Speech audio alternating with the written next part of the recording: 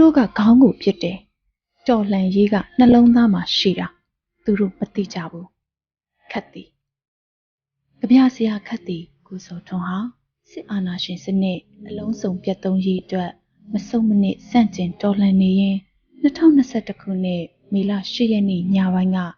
ရွှေဘိုမြို့နေအိမ်မှာစစ်ကောင်စီရဲ့မတရားဖမ်းဆီးခေါ်ဆောင်သွားခြင်းကိုခံခဲ့ရပါတယ်။နောက်တစ်နေ့မေလ9ရက်နေ့မှာ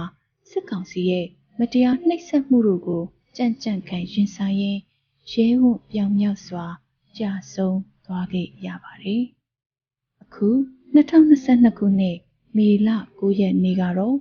ကြပြဆရာခတ်သည်ကိုစောထွန်းကြာဆုံးခြင်းတစ်နှစ်ပြည့်ခဲ့ပြီဖြစ်ပါတယ်။စစ်အာဏာရှင်ကိုအသက်ပေးတော်လှန်သွားတဲ့ကြပြဆရာခတ်သည်ကြာဆုံးခြင်းတစ်နှစ်ပြည့်ကိုအောက်မိတတိယရင်သူ့ရဲ့ငါတနက်မပြတ်တတ်ဘူးဆိုတဲ့ကြပြကိုပြန်လဲဖော်ပြတင်ဆက်ပေးလိုက်ပါရရှင်။ငါတနက်မပြတ်တတ်ဘူးငါတနက်မပြတ်တတ်ဘူး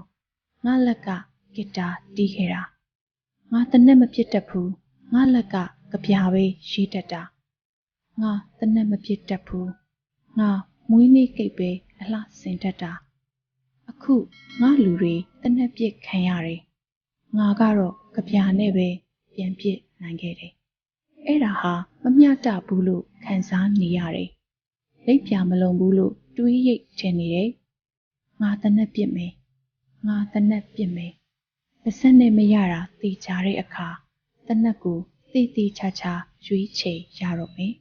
ငါတနက်ပြစ်မယ်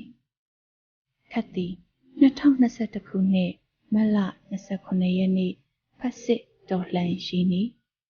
စစ်မှန်တဲ့ဒီမိုကရေစီရဖို့အတွက်ဖက်စစ်စစ်တပ်ကိုတော်လှန်ရင်းနေပယ်ပေါင်းစုံအလွှာပေါင်းစုံကကြာဆုံးသွားတဲ့တော်လှန်ရေးရဲဘော်အာဇာနည်တဦးတယောက်ချင်းစီတိုင်းကိုအလေးအနည်းပြုအပ်ပါတယ်။အရေးတော်ပုံကြီးအမြန်ဆုံးပြီးဆုံးဖို့လက်နက်ကင်တိုက်ပွဲဝင်နေကြတဲ့ PDF ရဲဘော်တွေကိုဗတ်ပေါင်းစုံမှကူညီထောက်ပံ့ပေးကြဖို့ကိုလည်းတိုက်တွန်းလိုက်ရပါတယ်ရှင်။